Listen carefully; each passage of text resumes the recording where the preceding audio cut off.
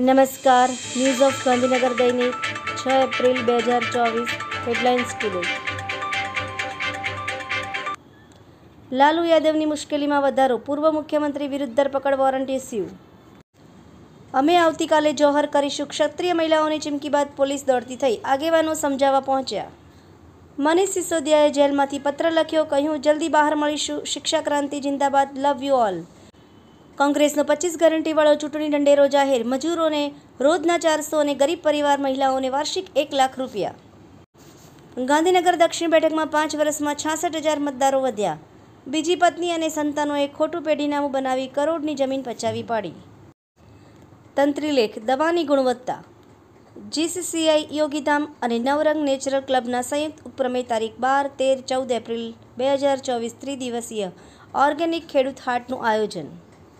હવે કોઈએ સ્વેચ્છાએ તાબેદાર મહિલાની આંખોની સરખામણી દેવી સાથે કરવી નહીં। વાંચવા જેવો લેખ, ભરત વૈષ્ણવ। હજુર બાબા સાવનસિંહજી મહારાજે લાખો લોકોને આધ્યાત્મના રસ્તે ચલાવ્યા, સંત રાજેન્દ્રસિંહજી મહારાજ। એનોજી સાહિત્ય સરિતા ગ્રુપ, વિષય સેવા પરમો ધર્મ ઉપર સાહિત્ય સર્જકોની ખૂબ જ સુંદર રચના। ગાયત્રી ઉપાસક ગૌભક્ત જાણીતા લેખક વિચારક ઘનશ્યામભાઈ ઠક્કરનો તારીખ 6 એપ્રિલના રોજ જન્મદિન, 77મા વર્ષમાં મંગલ પ્રવેશ। 7 એપ્રિલ વિશ્વ સ્વાસ્થ્ય દિવસ। દર 2 કલાકે 3 બેરોજગાર અને 25 મિનિટે 1 ગૃહિણીની આત્મહત્યા। વાઘોડિયા રોડ પર સ્ટેટ બેંકના એટીએમને તોડવાની કોશિશ। સર્વ વિદ્યાલય કેળવણી મંડળ અને કડી સર્વ વિશ્વવિદ્યાલય દ્વારા વિકસિત ભારત જ 2047ના થીમ આધારિત મેગા નિબંધ સ્પર્ધા યોજાઈ, જેમાં કુલ 28,017 વિદ્યાર્થીઓએ ભાગ લીધો।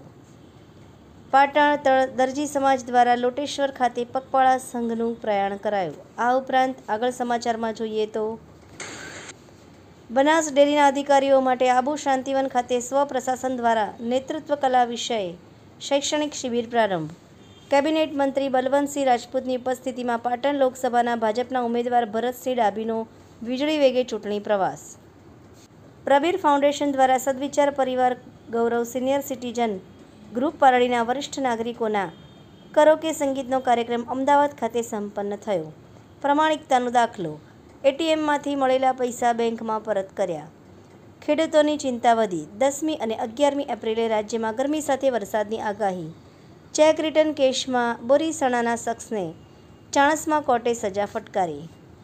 આભાર. મીનાક્ષી રાવલ, ગાંધીનગર, ન્યૂઝ ઓફ ગાંધીનગર દૈનિક જનફરિયાદ ન્યૂઝ।